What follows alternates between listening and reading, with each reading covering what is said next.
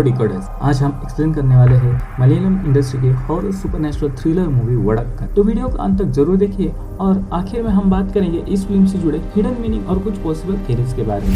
Explanation शुरू करने से पहले मेरी आपसे एक छोटी सी रिक्वेस्ट है, अगर आपको ये वीडियो पसंद आती है तो एक लाइक जरूर कीजिएगा और ऐसी और वीडियोस देखने के लिए चैनल को सब्सक्राइब करना मत भूलिएगा। तो चलिए शुरू करते हैं आज की एक्सप्लेनेशन वीडियो।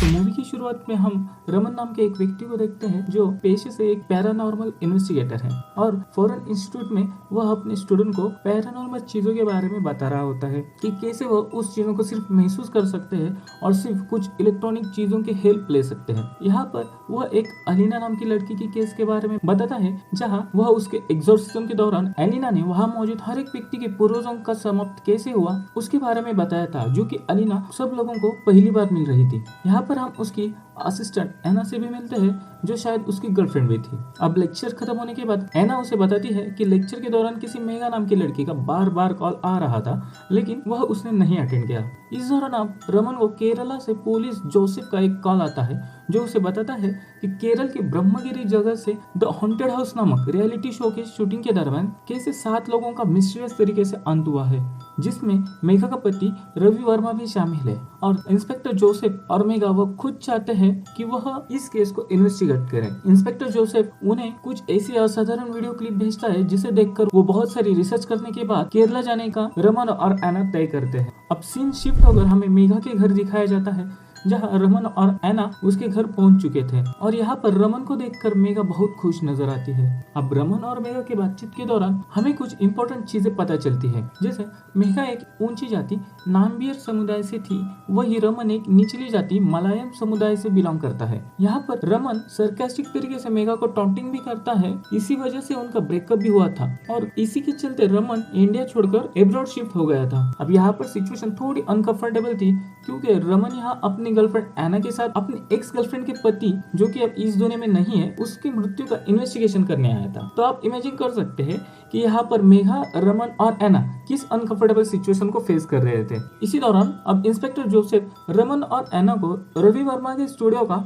एक्सेस देते हैं, जहाँ पर द हॉन्टेड हाउस शो के ऑडिशन से लेकर मिस्टीरियस इंसिडेंट्स तक का सभी का फुटेज मौजूद था। अभी यहाँ पर रमन और एना अपने काम पर लग जाते हैं और हम यहाँ फुटेज के माध्यम से ही कहानी को एक्सपीरियंस करते हैं, जहाँ हॉन्टेड शो के लिए मीरा, शंभू, एलेना, विजय, तासु और नारायण अपना ऑडिशन दे रहे होते हैं। कंटेस्टेंट को फाइनल करने के बाद उन्हें ब्रह्मगिरी के आइलैंड पर ले जाया जाता है। अब हमें यहाँ समझता है कि रियलिटी शो के नाम पर यहाँ सारी चीजें काफी एडवांस तरीके से सेटअप की होती है कंटेस्टेंट को डराने के लिए। अब यहाँ सभी कंटेस्टेंट का स्वागत होता है और यहाँ पर उन्हें सारे रूल्स और प्राइस के बारे में याद दिलाया जाता है, जो कि 10 मिलियन का था। अब यहाँ पर सबको अलग अलग रूम में ठहराया जाता है, जहाँ रात में हम देख पाते हैं कि जो क्रू मेंबर्स है ना, अपने सेटअप की मदद से मीरा को डराते हैं। वह रूम का टेम्परेचर गिरा देते हैं और उसका दरवाजा डरावनी तरीके से खटखटाते हैं और साथ ही खिड़की में एक नकली पुतला भी लटका देते हैं, जिससे वह काफी डर जाती है और चिल्लाने लगती है। उसकी चीख सुन के सारे कंटेस्टेंट मीरा के रूम में आ जाते हैं, लेकिन अब तक सब शांत हो चुका था। इसकी वजह से कोई उस पर यकीन नहीं कर रहा था। अब अगले दिन वह अपने एरिया को एक्सप्लोर करने निकल जाते हैं, क्योंकि शो के रूल के हिसाब से जो भी एक्टिविटी होगी ना, वो सिर्फ रात में होगी। अब एक्सप्लोर करते वक्त सब लोग एक बड़े से पेड़ पर रुकते हैं, जहाँ पर एक दरवाजा था जो कि काफी मजबूती से लॉक था और साथ ही वहाँ देखकर लग रहा था कि उस पेड़ के नीचे काफी सारे रिचुअल किए गए हो। साथ ही वो एक बॉयलर रूम भी एक्सप्लोर करते हैं। खैर उसी रात अब सारे 6 कंटेस्टेंट को एक टास्क दिया जाता है, जहां उन्हें 3-3 लोगों के 2 ग्रुप करने होंगे और तय किए गए 2 अलग अलग रूम में जाना होगा और वहां जाके सिर्फ एक कंटेस्टेंट ही रूम में अपने आप को लॉक कर लेगा और बाकी 2 उसका बाहर इंतजार करेंगे। अब यहाँ रूम ए की तरफ जाने के लिए विजय, एलेना और ताशु तैयार होते हैं और रूम बी की तरफ जाने के लिए मीरा, शंभू और नारायण तैयार होते हैं। अब यहाँ पे रूम बी की एक डरावनी कहानी कंटेस्टेंट को बताई जाती है कि ईस्ट इंडिया कंपनी के मैनेजर आर्थर विलियम्स अपनी बीवी और दोनों बच्चों को गोली मारकर उनका अंत किया था और बाद में खुद को भी समाप्त किया था। तो अब रूम ए के अंदर एलेना और रूम बी के अंदर मीरा जा चुके थे। यहाँ पे अब शो का क्रू एलिना को डराने लगता है, जहाँ तरह तरह के चीजों के मदद से उसे घोस्ट की मौजूदगी का एहसास कराने लगते हैं। सेम चीजें वो मीरा के साथ भी करने लगते हैं उसे डराने के लिए, ताकि वो रिएक्शन रिकॉर्ड कर सके अपने शो के कंटेंट के लिए। अब शो का टीआरपी बढ़ाने के लिए अगले दिन कंटेस्टेंट को और मुश्किल टास्क दिया जाता है और ये भी बताया जाता है कि जो टीम हार जाएगी वो शो से बाहर हो जाएगी, यानी एलिमिनेट हो जाएगी। तो अब सारे कंटेस्टेंट 10 मिलियन का प्राइस कुछ भी करके पाने के लिए तैयार हो जाते हैं। अब नियम बताए जा चुके थे और अब वक्त है टास्क बताने का, जो कि था ट्रेजर हंट। अब इन लोगों को वापस 2 टीम करने के लिए कहा जाता है, जिन्हें शुरुआत में एक क्लू दिया जाएगा और वो सॉल्व करने पर दूसरा क्लू मिलेगा। ऐसे ही 1 बाय 1 क्लू को सॉल्व करते हुए उन्हें आखिरी ट्रेजर हंट मिल जाएगा। अब इस टास्क में ग्रुप मेंबर्स को एक्सचेंज कर लेते हैं, विच इज ग्रुप ए में थी अलेना, शंभू और विजय, और ग्रुप बी में मीरा, ताशु और नारायण। अब टास्क के रूल्स वगैरह समझते ही ग्रुप बी क्लू को सॉल्व करने के लिए निकल जाता है। वही ग्रुप बी का शंभू बिना देरी किए जंगल की ओर भागने लगता है और उसी बड़े रिचुअल वाले पेड़ पर आकर रुक जाता है। उसे लगता है हो ना हो इसी पेड़ के दरवाजे के पीछे अगला क्लू है या फिर ट्रेजर हंट हो सकता है। वैसे देखा जाए तो टेक्निकली शंभू का ये शक भी लॉजिकल था, क्योंकि भला एक पेड़ के अंदर कौन ऐसे मजबूती से दरवाजा लगाता है, वो भी एक टेलीविजन शो के स्पॉट पे। एनीवेज, अब शंभू जोर लगा के दरवाजा तोड़ने लगता है। थोड़ी देर बाद शंभू के हाथों वो दरवाजा टूट जाता है और जैसे ही दरवाजा टूटता है जंगल में अजीब चीजें होने लगती है, जैसे कि दरवाजा टूटते ही एक जोर सा आवाज होता है और धुआं निकलने लगता है और साथ ही काफी सारे जुगनू वहाँ से निकलने लगते हैं। रात के समय में पंछी चिल्लाने लगते हैं और अचानक बिजली वगैरह भी बजने लगती है। अब ये सारा माहौल को देख के ऐसा प्रतीत होने लगता है कि वो दरवाजा टूटने के कारण कोई सुपर नेचुरल शक्ति आजाद हो गई हो। अब इस सब के बीच शंभू जख्मी हो जाता है। अब एलिना बाकी लोगों को आवाज देकर मदद के लिए बुलाती है। सारे लोग उनकी मदद के लिए तुरंत आ जाते हैं। अब जबकि एक कंटेस्टेंट जख्मी हो चुका था तो अगले एक दिन के लिए सबको छुट्टी दी जाती है और क्रू मेंबर्स को भी छुट्टी के कारण एक दिन के लिए घर भेजा जाता है। सिर्फ रवि और उसकी एक कोवर्कर ही अब यहाँ बाकी 6 कंटेस्टेंट के साथ रुकी थी। अब जबकि सबको छुट्टी हुई तो सारे कंटेस्टेंट अपना पूरा दिन एंजॉय करने लगते हैं। उसी रात शंभू और नारायण ऐसे ही इधर उधर की बातें करके शराब पी रहे होते। तभी नारायण को शंभू के पीछे से यानी जंगल की ओर से एक तेज रोशनी दिखती है और साथ ही दोनों को चेंडा की आवाज भी आने लगती है। डिकोडस चेंडा एक केरला राज्य का पारंपरिक ताल वाद्य है, जिसका उपयोग कई थलम नृत्य और मंदिर के अनुष्ठान इत्यादि द्वारा किया जाता है, जिसकी आवाज एक ड्रम की तरह ही होती है। Coming back to the story, Shambhu और नारायण उसी रोशनी और आवाज का पीछा करते हुए उसी बड़े पेड़ पर आकर रुक जाते हैं। उनके वहां जाते ही सब शांत हो जाता है। इस वक्त तक दोनों ने काफी पी रखी थी और अंधेरे की वजह से उन्हें ज्यादा कुछ नहीं दिख रहा था। तभी शंभू नशे के हाल में वही पत्थर में शराब के जरिए उसी पेड़ के सामने आग लगा देता है और वही पी करने लगता है। तभी उन्हें ढूंढते हुए वहाँ विजय और एलिना आ जाते हैं और उन्हें घर में चलने के लिए कहते हैं, लेकिन शंभू उनके साथ आने की बजाय उन्हीं पर रोब झाड़ने लगता है और एलिना को भली बुरी सुना देता है। इसी के चलते वो सारे शंभू को वही छोड़कर घर में आ जाते हैं। अब तक की फुटेज देखने के बाद रमन को अंदाजा हो गया था कि हो ना हो इसी जगह में कुछ असाधारण घटनाएं हो चुकी है, तो वो मदद के लिए आयशा जी को कॉल लगाता है,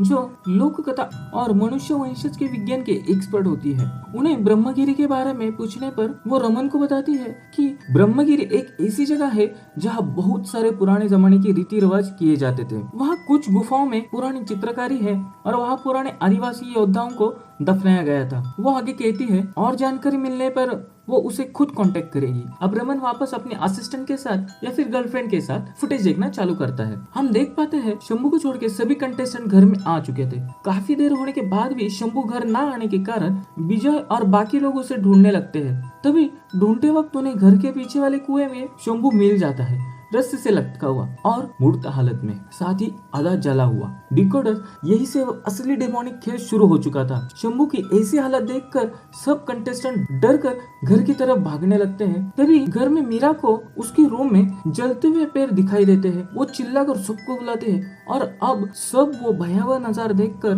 हॉल की तरफ भागने लगते हैं। तभी हम नोटिस कर पाते हैं कि नारायण किसी चीज के पीछे तेजी से जंगल की ओर भागता है और नारायण के पीछे विजय भागता है। तो डिकोडस इस पॉइंट पर आप सब लोग सोच रहे होंगे कि इतना सब कुछ होते हुए भी शो के क्रू मेंबर हेल्प करने क्यों नहीं पहुंच पाते हैं। तो मैं आपको याद दिला दूं कि एक दिन की छुट्टी के कारण रवि वर्मा ने मेंबर्स को छुट्टी पे भेजा गया था और रवि और उसकी कोवर्कर का हाल कुछ इस प्रकार पहले ही हो चुका था। वही दूसरी तरफ नारायण किसी चीज का पीछा कर रहा था ना, वो असल में एक रोशनी का पीछा कर रहा था जो उसे बॉयलर रूम के अंदर तक लेकर आती है। अंदर जाते ही उसके ऊपर आग में तपता हुआ कोयला गिर जाता है और वही उसका अंत हो जाता है। अब ये सब अपनी आंखों के सामने होता हुआ देख विजय डर कर घर की तरफ भागने लगता है। उसी वक्त किचन में भी सुपरनेचुरल शक्ति मीरा को बड़ी बेरहमी से माइक्रोवेव में डालकर उसका भी अंत कर देती है। यानी कि अब तक शंभू, मीरा, नारायण और 2 क्रू मेंबर्स का अंत हो चुका था। अब सिर्फ विजय, अलीना और ताशु बचे थे।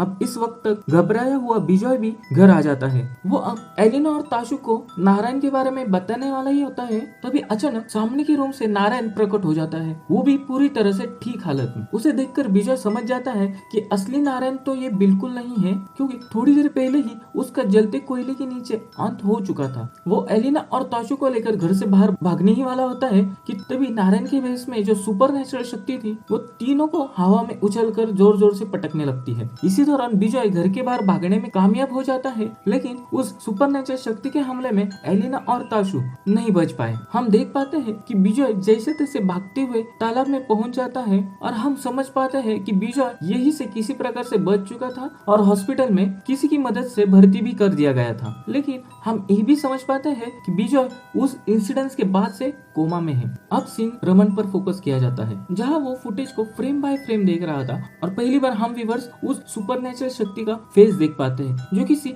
डीमन जैसा दिख रहा था। अब अगले दिन हम देख पाते हैं रमन और एन आयशा जी से मिलते हैं। आयशा जी उन्हें ब्रह्मगिरी के इतिहास के बारे में बताने लगती है। ब्रह्मगिरी के लोग एक खास देवी की पूजा करते थे जिन्हें वो मदर कहकर बुलाते थे। असल में यह पूजा प्रकृति की होती थी और यह एक तरीके की द्रविड़ संस्कृति से जुड़ी मान्यता थी। बहुत साल पहले इस जगह को लालच और बदले की कहानियों से जुड़ा हुआ माना जाता था। सन 1775 में ब्रह्मगिरी पर कुलशेखरन राम का बहुत ही ताकतवर और निर्दयी राजा राज करता था। उसी गाँव में मुकिल नाम की एक बेहद सुंदर लड़की रहती थी। कुलशेखरन ने मुकिल को अपनी दूसरी पत्नी बनाया था। वैसे तो वो औरतों के पीछे भागने वाला इंसान था, लेकिन मुकिल के सामने उसकी मर्दानगी टिक नहीं पाती थी। कुलशेखरन ने मुकिल को ज्यादातर समय घर में ही बंद रखा था ताकि कोई और उसे देख ना पाए। लेकिन साल में एक बार थेयम नाम के त्योहार के मौके पर मुकिल को बाहर निकलने की इजाजत मिलती थी। अब इसी गाँव में कुंजाम्बू नाम का एक व्यक्ति भी रहता था जो समाज में निचली जाति के मलायन समुदाय से था और उसे कुलशेखरन के महल के पास भी जाने की इजाजत नहीं थी। लेकिन थेयम के त्योहार के दिन मलायन लोग ही देवी का रूप धारण करके पूजा करते थे, इसलिए उस दिन कुंजाम्बू को भी महल में परफॉर्म करने की अनुमति थी। तो जब थेयम का त्योहार आता है और कुंजाम्बू देवी का रूप धारण करके तैयार होता है, मुकिल को उस पर आकर्षण होने लगता है। दोनों एक दूसरे के करीब आ जाते हैं और ये सब कुलशेखरन खिड़की से देख लेता है। अब कुंजाम्बू मंच पर थेयम डांस करने जाता है तो उसका नृत्य बीच में ही रुक जाता है, क्योंकि उसने व्रत तोड़ दिया था। वो अब पवित्र स्थिति में नहीं था। इससे गांव के लोग परेशान हो जाते हैं, क्योंकि ये नृत्य एक दिव्य रिचुअल माना जाता है। और दिलचस्प बात तो ये थी कि मुकिल को कुंजाम्बू का ह्यूमन फॉर्म नहीं बल्कि गॉडेस वाले फॉर्म में लगाव था। अब कुलशेखरन पहले से ही कुंजाम्बू से बदला लेना चाहता था और उसी मौके पर उसने एक नाग देवता की पूजा करने वाले व्यक्ति से कुंजाम्बू के सीने में लोहे की रॉड घुसवा दी थी। इससे कुंजाम्बू वहीं पे समाप्त हो जाता है। लेकिन समाप्त होते वक्त उसकी हालत अलग थी।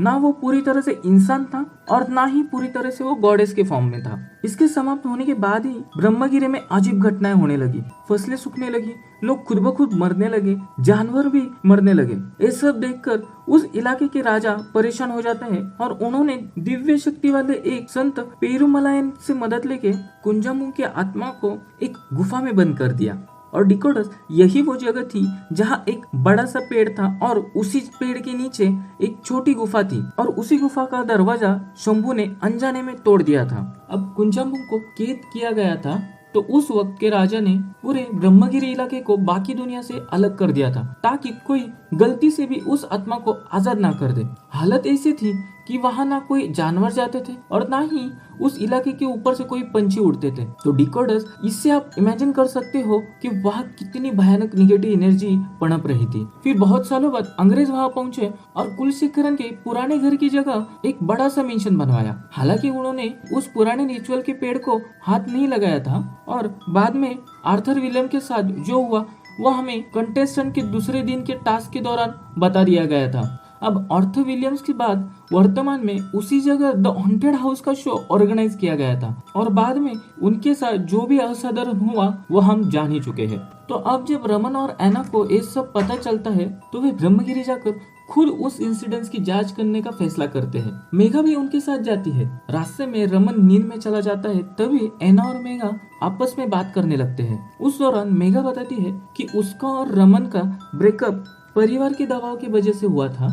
हालांकि वो सारी बातें खुलकर नहीं बताती। ऐसी बात करते हुए ये लोग ब्रह्मगिरी पहुंचते हैं और वहाँ का पूरा इलाका इन्वेस्टिगेट करना शुरू कर देते हैं। उसके बाद रमन, एना और मेघा मिलकर उस जगह पर कैमरे, ईवीपी और दूसरी जरूरी डिवाइस सेट कर देते हैं ताकि उन्हें कोई भी असामान्य गतिविधि रिकॉर्ड करने के लिए मदद हो जाए। इसी दौरान रमन को घर के अंदर एक छुपा हुआ कमरा भी मिल जाता है जो देखकर ऐसा लग रहा था जैसे एक कभी मुकील का कमरा रहा होगा। उस कमरे में एक डिब्बे के अंदर थय्यम की खास ड्रेस और गहने रखे हुए थे। इसके बाद रमन 3 संभावनाओं के बारे में बात करता है। पहली ये कि बीजा ने ही शायद सबको मारा है और अब वो सदमे में जाकर कोमा में है। दूसरी संभावना ये है कि किसी डेमोनिक पोजीशन का मामला है और तीसरी बात है टेरिटोरियल रेसिडुअल एनर्जी।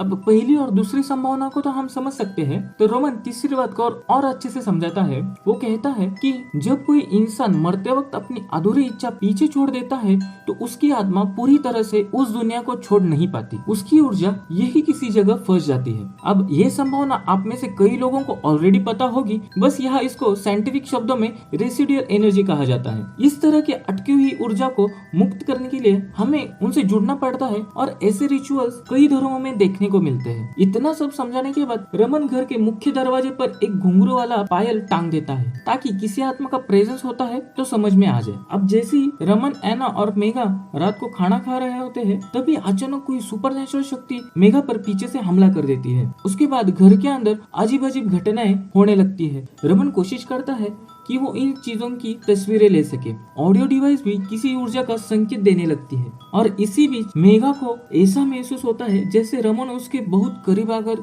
उसे छू रहा है, लेकिन असल में रमन तो उससे दूर होता है। यानी ये सब किसी सुपरनेचुरल शक्ति का काम था। तभी अचानक मेघा के ऊपर कोई आत्मा हावी हो जाती है और अजीब हरकतें करने लगती है।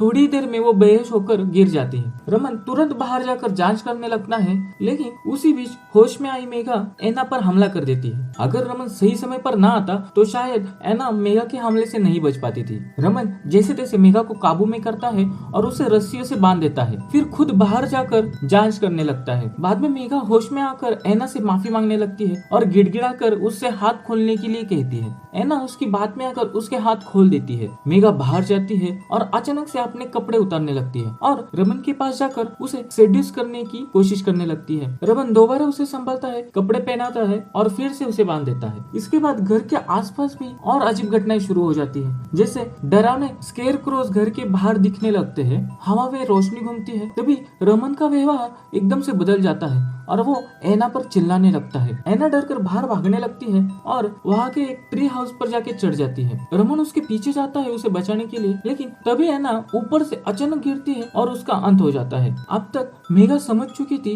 कि रमन के ऊपर भी अब कोई आत्मा का साया है। अब रमन नॉर्मल हो चुका था और घर में आकर मेघा पर चिल्लाने लगता है। उसे लगता है कि मेघा ने ही एना को मारा है, लेकिन तभी पीछे लगी स्क्रीन पर बाहर की फुटेज चल रही होती है, जिसमें साफ दिखाई देता है कि एना खुद नहीं गिरी थी, बल्कि पजेस रमन ही उसे नीचे धक्का दिया था। यानी रमन अब पूरी तरह से आत्मा के काबू में था और गुस्से में आकर वो उस शक्ति को चैलेंज करने लगता है। है। इसके जवाब में वो शक्ति रमन के सामने वाले टेबल को उठा के हवा में फ्लोट करने लगती है। रमन घबराते हुए दौड़कर बाहर की तरफ जाता है और सीधे बाहर के तालाब में कूद जाता है और ये वही तालाब है जहाँ से विजय बच चुका था। थोड़ी देर बाद रमन पानी में तैरता हुआ दिखाई देता है और धीरे धीरे बाहर आता है और वापस घर की ओर जाने लगता है। उस समय हमें ढोल और रिचुअल्स की आवाजें सुनाई देती है। अब रमन थयम रिचुअल की खास पोशाक पहनना शुरू करता है, वही कपड़े जो कभी कुंजाम्बू पहना करता था देवी के रूप में। रमन पूरी तरह से आत्मा के कब्जे में आ चुका था और बाहर जाकर उसी बड़े वाले पेड़ के सामने जाकर अग्नि जलाकर थयम नृत्य करने लगता है। दूसरी ओर मेघा किसी तरह खुद को आजाद कर लेती है और रमन को खुद को आग में फंसने से रोक लेती है। वो उसे खींचकर कार में ले जाती है और वहाँ से निकल जाती है। अब तक सुबह हो चुकी थी, लेकिन कार में बैठे ही रमन को वापस एक घुंघरू की आवाज सुनाई देती है जो साफ संकेत देती है कि आत्मा अभी भी उसके अंदर है। तभी मेघा को आयशा जी का एक वॉइस नोट मिलता है जिसमें वो कहती है कि तुम लोग तुरंत ब्रह्मगिरी छोड़ दो और अपनी सारी रिसर्च बंद कर दो। वो शक्ति असल में एक धोखेबाज शक्ति है, उसे पूजना तो दूर दीपक जलाना भी खतरनाक है क्योंकि इससे कुंजाम्बू की आत्मा दोबारा लौट सकती है। पर अब तक बहुत देर हो चुकी थी क्योंकि रमन पहले ही पूजा पाठ कर चुका था। और आपको याद होगा तो रमन के पहले शंभू ने भी उस पेड़ के सामने शराब से आग लगाई थी, लेकिन उस वक्त रिचुअल नहीं हुआ था और रमन ने आग लगाकर थोड़ी देर पहले रिचुअल भी किया था। इतने में रमन मेघा से कार ब्रिज पर रोकने के लिए कहता है, फिर बाहर जाकर अजीब हरकतें करने लगता है जो यह दिखाता है कि आत्मा अभी भी उस पर हावी है। मेघा उसे समझाकर कार में ले जाने की कोशिश करती है, लेकिन रमन खुद ड्राइविंग सीट पर जाकर बैठ जाता है। मेघा उसे घर चलने के लिए कहती है, लेकिन रमन सिर्फ कहता है चलो घर चलते हैं और सीधे कार ब्रिज के ऊपर से नदी में गिरा देता है। इसके बाद हमें बताया जाता है कि जब कोई मरता है तो उसकी आत्मा आजाद हो जाती है और समय उल्टा बहने लगता है। रमन अब इस अनजान स्थिति में हमेशा के लिए ट्रांसफॉर्म होने लगता है, लेकिन वो अकेला नहीं था, उसके साथ कुंजाम्बू की बुरी आत्मा भी थी। कुंजाम्बू को किसी दया की तलाश नहीं थी, उसे चाहिए था एक गवाह ताकि वो दिखा सके कि कैसे इंसानों ने देवताओं को तक धोखा दिया है। और असल में ये सब अंत नहीं था बल्कि एक नई शुरुआत थी। अब दर्शकों को आखिर में एक दृश्य दिखाई देता है जैसे एक बच्चा अपने माँ के पेट में होता है ना, वैसे ही रमन पानी में एक भ्रूण जैसी मुद्रा में लेटा होता है। वही एक नग्न बच्चा आता है जो थयम के मेकअप में होता है, रमन की घड़ी उठाता है और हम देख पाते हैं कि उस घड़ी में टाइम जो है वो उल्टी दिशा में बह रहा है और सीन धीरे धीरे ब्लैकआउट हो जाता है। आखिरी सीन में एक पेंटिंग दिखाई जाती है जो फिल्म की थीम को दर्शाता है और यहीं पर फिल्म खत्म हो जाती है। तो दोस्तों यही थी वड़क्कन की कहानी। एंडिंग समझने के लिए हमें कुंजाम्बू की बैकग्राउंड जाननी जरूरी है। उसकी मौत आम नहीं थी, वो देवी के प्रभाव में था जब उसकी हत्या हुई। उसकी अधूरी आत्मा को उसी पुराने पेड़ के नीचे दफना कर बांधा गया था ताकि वो मुक्त ना हो पाए। लेकिन रियलिटी शो के दौरान शंभू ने उस जगह के दरवाजे को तोड़ दिया तो कुंजाम्बू की आत्मा आजाद हो गई। वही आत्मा बदला लेने और पुनर्जन्म की कोशिश में है। फिल्म में ये डरावनी चीजें असल में समाज में दबे कुचले लोगों की सच्चाई को दिखाने का प्रतीक है। कुंजाम्बू एक निम्न जाति का था और उसे जैसे समाज ने दबाया वैसे ही आज के दौर में रमन के साथ भी हुआ। मेघा और रमन एक दूसरे से प्यार करते थे, लेकिन जाति की वजह से उनका रिश्ता टूट गया और रमन को देश तक छोड़ना पड़ा। और डिकोडर्स फिल्म के बीच में रमन एक बार मेघा के सामने ये भी जिक्र करता है कि उसे मेघा के घर वाला ने मारा पीटा भी था। तो फिल्म ये भी दिखाती है कि कैसे इस सामाजिक भेदभाव आज भी असर डालते हैं। क्लाइमैक्स में जब मेघा पर मुकील की आत्मा का साया आता है तो वह रमन की ओर आकर्षित होने लगती है। यह दिखाता है कि रमन भी कुंजाम्बू की नई पीढ़ी का हिस्सा है। उसका पूरा नाम भी यही कहता है, रमन पेरुमलायन। जब रमन जो अब कुंजाम्बू की आत्मा से प्रभावित है कार को नदी में गिरा देता है तब दोनों डूब जाते हैं और फिल्म हमें एक कालातीन दुनिया में ले जाती है। रमन पानी में एक भ्रूण जैसी मुद्रा में होता है। यह मौत के बाद समय उल्टा चलने और पुनर्जन्म की ओर इशारा करता है। अंत में हम देखते हैं कि रमन पानी में भ्रूण जैसी मुद्रा में पड़ा होता है। तभी एक नन्हा बच्चा जो थयम का मेकअप किया हुआ था उसकी उल्टी चल रही घड़ी उठाकर भाग जाता है। यह सीन दिखाता है जैसे रमन अब बचपन या जीवन की शुरुआत की ओर लौट रहा है। ये दृश्य सिर्फ एक अंत नहीं बल्कि एक नए चक्र की शुरुआत का संकेत है जहाँ दबे कुचले लोगों की कहानी फिर से उभरती है। रमन का कुंजाम्बू के आत्मा से पजेस होना ये दर्शाता है कि कैसे पिछले दर्द और संघर्ष आने वाली पीढ़ियों तक आगे कैरी फॉरवर्ड होते हैं। वो बच्चा जो घड़ी लेकर भागता है नई पीढ़ी का प्रतीक हो सकता है जो पुराने जख्मों को अपने साथ लेकर चलता है। समय भले ही आगे बढ़े लेकिन समाज की पुरानी कहानियां और अन्याय आज भी हमारे साथ है। ये फिल्म सिर्फ एक डर नहीं दिखाती बल्कि वो डर भी उजागर करती है जो सदियों से दबाया गया है और जिसे अब चुप नहीं रहना है। जो घड़ी उल्टी दिशा में चल रही थी वो समय का प्रतीक है जो कभी रुकता नहीं, बस अपने रास्ते पर चलता रहता है। लेकिन हमारे बीते हुए कल की कहानियां भी हमारे साथ चलती रहती है। वो बच्चा जो घड़ी चुरा कर भाग जाता है, वो एक तरह से बगावत या फिर जिंदा रहने की कोशिश को दर्शाता है। वो पुराने जख्मों से लड़ने की कोशिश करता है, लेकिन उससे पूरी तरह कभी छूट नहीं पाता। इन सब बातों से फिल्म का गहरा मतलब निकलता है कि हमारे साथ जो कुछ भी होता है उसका असर हमेशा बना रहता है, चाहे हम उससे कितना भी दूर भागना चाहें। तो देखा जाए तो फिल्म में बहुत सारे गहरे मतलब छुपे हैं, जिन्हें थ्योरी सेक्शन में जितना पॉसिबल हो सके हमने कवर कर लिया है। फिर भी आपको अगर कोई बात समझ नहीं आई है तो कमेंट में जरूर बताइएगा। तो डिकोडर्स, आपको अगर ये वीडियो पसंद आई हो तो वीडियो को एक लाइक जरूर कीजिएगा और जाते जाते चैनल को सब्सक्राइब भी जरूर कीजिएगा। तो मिलते हैं अगले ही एक एक्सप्लेनेशन वीडियो में, तब तक के लिए स्टे ट्यून्ड।